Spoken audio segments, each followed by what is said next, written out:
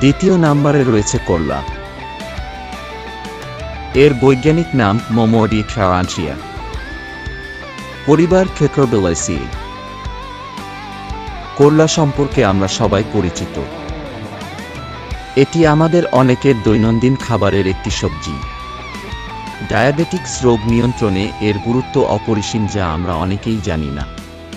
প্রথমে 21 থেকে 150 গ্রাম করলা ভালোভাবে কেটে ধুয়ে নিন। এরপর একইভাবে জুস করার জন্য ব্লেন্ডার বা থেতলিয়ে জুস তৈরি করুন।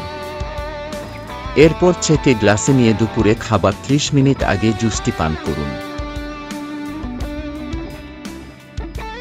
এছাড়াও জুস পান করতে না চাইলে দুপুরে করলা ভাজি বা তরকারি খান। তবে আমার উপদেশ হলো তাজা করলার জুস পান করা। সবজি ভাজা করার জন্য পাতলা স্লাইস করে কেটে নিন।